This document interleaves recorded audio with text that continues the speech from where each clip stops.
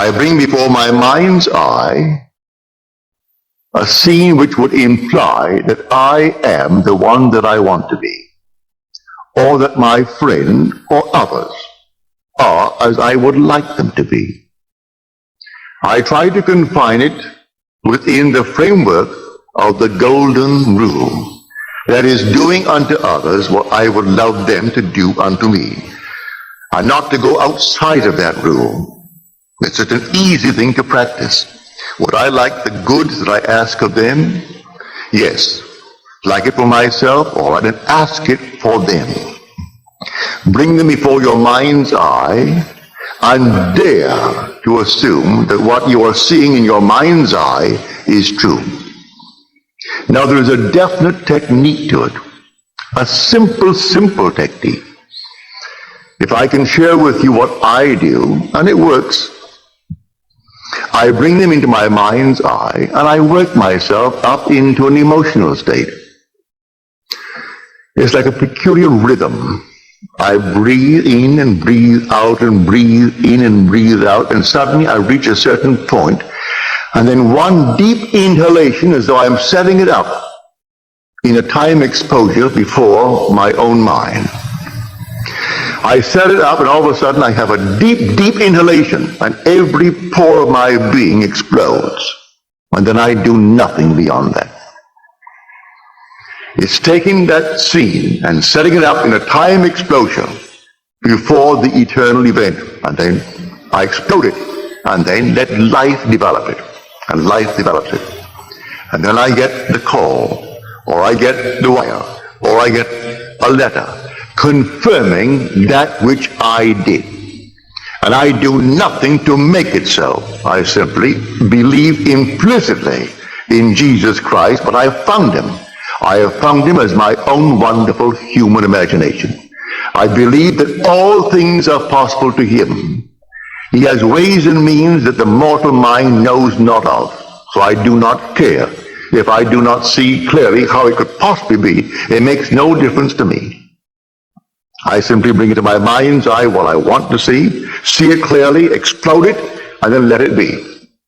Now it could be tomorrow. It could be a month. It could be even years. I am not concerned. I have done it, and that's all that matters as far as I'm concerned. Everything has its own appointed hour. See the vision? That was my vision. The vision has its own appointed hour. It ripens. It will flower. If it be long, wait. It is sure, and it will not be late. A little chicken, 21 days. A man, 9 months. A horse, 12 months. A little lamb, 5 months. And there's a time interval between that impregnation and the actual embodiment of that state. And I do not know the time intervals. I only know that all I do it. And if that time interval is a day, well, it's a day. If it's going to be a month, let it be a month. I do not know the time intervals between my vision of you being the one that you want to be and you becoming that which I have assumed that you are. I do not know the time interval. But there are time intervals between the impregnation and the birth of that impregnation. But I tell you, it works. So I do not need to ask anyone or turn to anyone. Not that I am not saying to you, turn to me.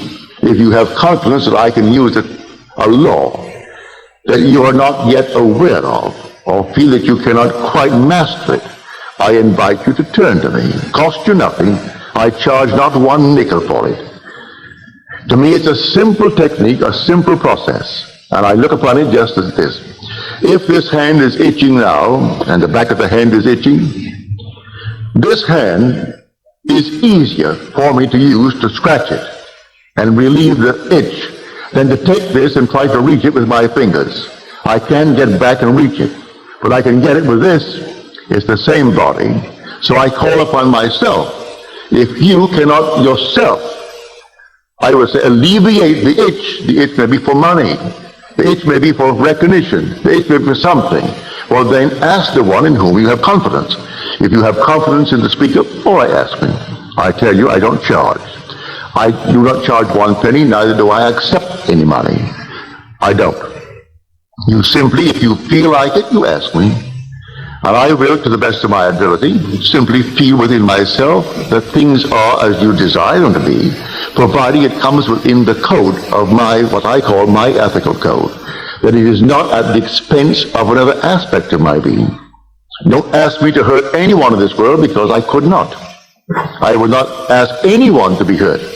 But if you want recognition in this world, you want money in this world, you want comfort in this world, I see nothing wrong in that, because these things I would want for myself. So I put them within the frame of the golden rule and ask for them. It's a simple, simple technique. So let us discuss how things are brought into being. But how are they brought into being? By your own wonderful imaginal acts. That's how they're brought into being. Because your imagination is God. Your imagining, that is God in action. Do you know what you would love for yourself and for your loved ones in this world? Assume that you have it. And that assumption, though at the moment, is denied by your senses, denied by reason. If you persist in it, because you believe in Him, it will harden into fact. And no power in the world can stop it. It can't stop it. But I can tell you the interval of time between your assumption and its hardening into fact. But I promise you from experience, it will harden into fact. But do it in love. I tell you, whenever you are in doubt, do the loving thing, and you've done the right thing. If ever in doubt, ask a very simple question. Would I like it done to me? If you can answer in the affirmative, then do it. And you cannot go wrong if you use that as your guide. Now, before we go into the silence, let me once more try to explain this simple, simple technique. You will have to practice it and use your own rhythm. Welcome to How to Manifest Anything YouTube channel. If you enjoy this video, like, share, and subscribe. You don't have to be in church to do it. You can be sitting here tonight. You can be at home listening to nice music. You can be simply relaxing with a drink. It doesn't matter what you are doing and where you are, but want to do it. Get into a lovely, quiet, relaxed frame.